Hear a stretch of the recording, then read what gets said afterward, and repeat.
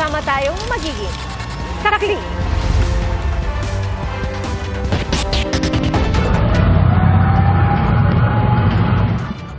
Mabilis na kumalat ang apoy sa isang residential area sa Sitio Santo Niño, Phase 1, sa Barangay San Dionisio sa Parañaque.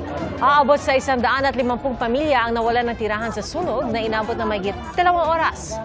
Nahirapan ang BFP sa pagresponde dahil masikip ang mga eskinita at dikit-dikit ang mga bakay na gawa sa light materials. Isang fire volunteer ang nagtamo ng minor injuries sa kamay. Iniimbestigahan pa ang sanhi ng sunog. Mahigit 800 milyong pisong halaga ng hininalang shabu ang natagpuan ng isang mangingisda at isinuko sa mga otoridad sa Bataan. Aalamin kung may kinalaman yan sa iba pang bulto ng shabu na natagpuan sa dagat nitong mga nakaraang buwan. Saksi, si Darlene Kai. Sa unang tingin, 6 na puting sako ng patuka sa manok ang tumambad sa mga pulis na rumesponde sa barangay Sisiman, Mariveles, Bataan. Ayon sa PNP Region 3, isang mangingisda ang nakakita sa mga sako na nakaipit sa mga bato malapit sa lighthouse o parola. Pero ang laman pala ng mga sako, 118 na pakete ng hinihinalang shabu. Nasa 118 kilos ang timbang at nagkakahalaga ng mahigit 802 million pesos. Nakasilid sa mga pakete ng Chinese tea ang hinihinalang droga. Kaya inaalam ng PNP Region 3 kung may kinalaman ito sa mga nalambat ng mangingisda sa Masinloc, Zambales na nakabalot din sa pakete ng tsaa. Naniniwala ako na may connection dahil based doon sa mga nahuli rin natin, na-recover din natin before, halos pareho yung packaging, pati yung mga Chinese label, halos pareho, malaki yung pagkakapareho nila.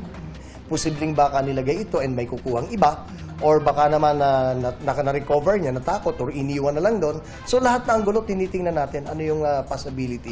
And lalabas naman yan doon sa investigasyon. Itong mga nakaraang buwan, ilang beses nakalambat ang mga mangingisda ng droga sa iba't ibang bahagi ng Luzon.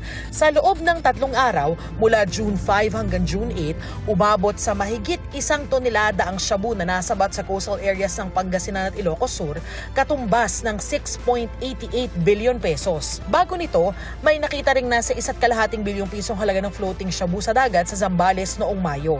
Paniwala ng PIDEA, galing yan sa tinatawag na Golden Triangle sa Southeast Asia. Para sa GMA Integrated News, ako si Darlene Kai, ang inyong saksi. Sinagip ng mga otoridad ang mahigit 100 bata mula sa isang pribadong care facility sa Mexico, Pampanga dahil sa mga sumbong ng umano'y pang-aabuso. Sa salaysay ng ilan sa mga bata, may mga pagkakataon umano na kinadena sila, pinagpapalo at hindi pinapakain. Saksi, si JP Soriano. Kasama ang mga tauhan ng DSWD Field Office Central Luzon at pulisya, arestadong isang Amerikanong pastor sa loob ng pribadong care facility sa Mexico, Pampanga. Nagpapatakbo siya ng Social Welfare and Development Agency o SWADA, pasilidad na rehistrado at otorisado ng DSWD na mag-alaga ng mga inabandonang bata. Inireklamo siya ng umano'y pang-aabuso sa mga batang inaalagaan ng pasilidad. Sinasaktan daw sila nung kanilang mga house parent at nung pastor nung lugar. Nagpapunta kami ng mga social workers who conducted a focus group discussion with the children. And doon talaga na-validate, na-verify na sinasaktan yung mga bata. Kasama ang DSWD na magkwento ang ilan sa kanila. Nakadena po sa... Parang kadena po ng aso. Nakadena ka dahil. Tumakas po ako. Tapos pinali yung kamay mo, gano'n. Sa paa. Sa paa. Kadena Tatlo po kami. parang sa aso. Opo, ganun po. Kaso po yung kadena po na yun makapal po.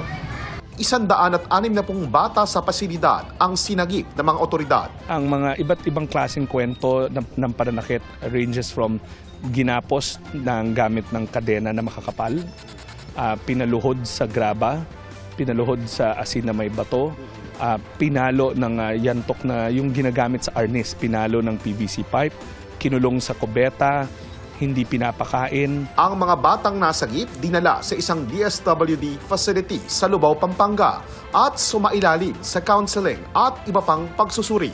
At matapos nga pong mailipat dito sa Lubao, Pampanga ang mahigit 160 na kabataang na-rescue sa isang facility sa may Mexico, Pampanga ay ipinoproseso po ng mga social worker mula sa DSWD at inaaral ang profile ng mga batang ito upang malaman kung saan silang center dapat ilipat upang ituloy ang pag-aalaga at pag-aaruga sa mga batang ito.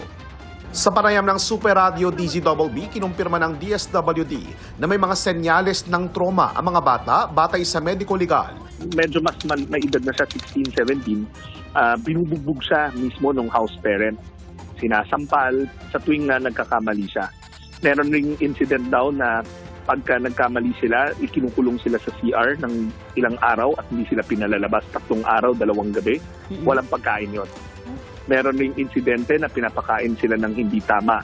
May mga lasa na raw yung pagkain. Naharap ngayon sa kasong paglabag sa RA 7610 o Special Protection of Children Against Abuse, Exploitation and Discrimination Act ang pastor at direktor ng pasilidad.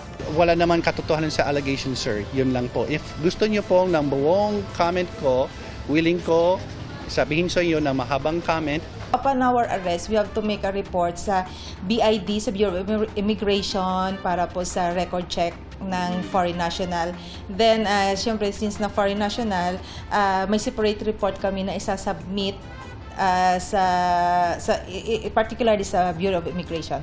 Pero bukod sa Amerikanong pastor, Meron din yung house parent na lahat sila yun ang tinuturo na nananakit. 4 na house parent, and then may isang social worker. Ang tinitignan natin doon yung mga house parent kasi ang linaw ng kwento ng mga bata, yung social worker, mabait daw talaga yun. Pero ang tinitignan namin na anggulo doon, bakit niya inalaw na nangyari to? patuloy ang investigasyon dito ng DSWD. Binalikan naman ng GMA Integrated News ang pasilidad pero sarado ang compound. Bagaman may worship service dahil pinatatakbo rin ito ng isang religious group. Mula sa Pampanga at para sa GMA Integrated News, ako po si JP Soriano, ang inyong saksi.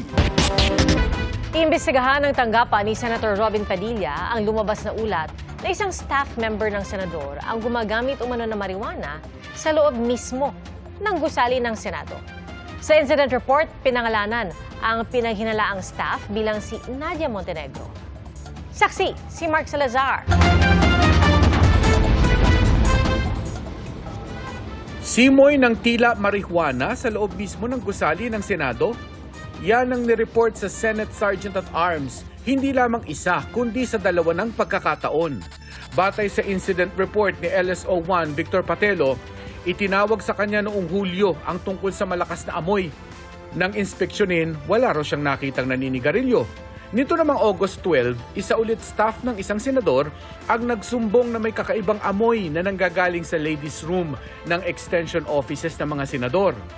Inahilin tulad nito ang amoy sa marijuana at sabi niya ang tangi umanong nasa area ay si Nadia Montenegro. Ang dating aktres na si Nadia Montenegro ay staff ngayon ni Senador Robin Padilla. Nang tanungin ni Patelo si Montenegro, itinanggi niyang nanigarilyo siya sa loob ng ladies' room o gumamit ng marijuana. Pero sinabi nitong meron siyang vape sa kanyang bag, kaya baka ito raw ang pinanggalingan ng kakaibang amoy. Sinusubukan naming makakuha ng pahayag mula kay Montenegro. Sa isang pahayag, sinabi ni Senate Secretary Attorney Renato Bantug Jr. na inatasan niya ang Senate Sergeant at Arms na agad magsagawa ng investigasyon. Sa utos din ni Senate President Chis Escudero, ipinadala ng Secretary of the Senate ang incident report tungkol sa umano'y paggamit ng marijuana sa opisina ni Senator Padilla para sa kanyang kaalaman at naaakmang aksyon. Hindi pa nagbibigay ng pahayag si Senador Padilla pero ayon sa kanyang Chief of Staff na si Attorney Rudolph Philip Jurado, iniimbestigahan na nila ito at pinagpapaliwanag na rin ang nasasangkot nilang lady staff. Para sa GMA Integrated News, ako si Mark Salazar, ang inyong saksi. Pinatatanggal na ng Bangko Sentral sa mga e-wallet ang mga link at icon ng mga online gambling platform sa kanilang mga app.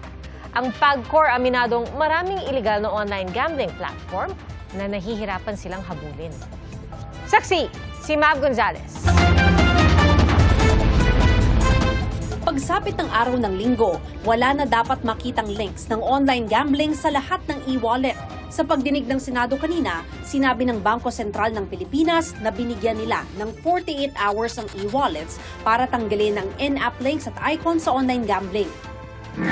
I believe, Mr. Chair, the BSP should issue a suspension order to e-wallet platforms to deny links to all these online game platforms para wala na pag-uusapan. Can the BSP do that? Yes, as the Monetary Board of the Bangko Sentral ng Pilipinas has approved our policy that we direct the BSP supervised institutions to take down and remove all icons and links redirecting to online gambling sites. Pero hindi sang-ayon ang mga senador na bigyan pa ng palugit ang mga e-wallet. Lalo't ayon sa Department of Information and Communications Technology, pwedeng agad-agad itong magawa. So sir, why do we give them 48 hours pa kung sure naman kayo? So kung may mamatay ng 48 hours kasi nalulundon. We want to give time to the BSP supervised institutions to take down those in-app links and icons to the online gambling sites. The other reason, Your Honor, is so that we will also provide time for the customers, for the consumers, to withdraw their funds from the online gaming. Sunday morning, hindi ko na makita yung game sa mga e-wallets. Apo, wala na. Pag may nakita po ako, i-contempt kita. Pwede po. Pero kalaunan, lumabas sa pagdinig na sa mismong e-wallet lang pala matatanggal ang links. Pero pwede pa rin itong magamit pang bayad kung sa gaming website o app ka pupunta, maski yung mga illegal. Pwede rin mag-link sa mga bangko, pwedeng mag-link sa mga e-wallets. So, ibig sabihin, yung mga illegal, pwede rin i-link yung savings account mo. Ang gusto ho namin, i-delink na lahat sa mga online gambling. Wala nang e-wallet, wala nang bangko ang pwedeng nakalink sa mga online gambling. Sabi ng BSP, agarang solusyon lang ang suspensyon ng in-app links ng mga e-wallet habang inaayos ang mas striktong regulasyon sa mga legal na online gambling platform. Sa magkahiwalay na pahayag, sinabi ng GCash at Maya na handa silang tumugon sa direktiba ng BSP oras na matanggap nila ang opisyal na kautusan nito. Paalala naman ni Senador Rodante Marcoleta na babaling ang sisi sa e-wallets gayong online gambling platforms talaga ang problema. Ngayong 2025, tinatayang nasa 70 billion pesos ang kikitain ng PAGCOR mula sa online gambling. Pero kumbinsido pa rin ang maraming senador na kailangan ng total ban sa online gambling. Sabi ng PAGCOR, sa halip na tuluyang ipagbawal, mas makabubuting magpatupad tayo ng malinaw, mahigpit at responsableng regulasyon. Pero PAGCOR na mismo ang nagsabi, 60% daw ng mga nag-ooperate ngayon ng iligal at hirap silang habulin ang mga ito. Higit kumulang sa 12,000 website ang natukoy na illegal at doon po ang naibaba na rin ng mga ahensyang tinukoy ko kanina lamang ay higit kumulang i-round off na natin sa 8,000. Kaya cat and mouse situation habang iyong sinasara ito mga to, nakapagbubukas muli sa ibang pangalan o sa mga karagdagan lamang. Sabi ng BSP, madaling maipapasara ang online gambling sites kung maglabas ng executive order ang Pangulo. Kung sakali, wala naman daw problema, sabi ng PAGCOR at tutulong pa sila sa pagpapatupad nito. Para sa GMA Integrated News, ako si Mav Gonzalez, ang inyong saksi. Mga kapuso, maging una sa saksi. Mag-subscribe sa GMA Integrated News sa YouTube para sa iba't ibang balita.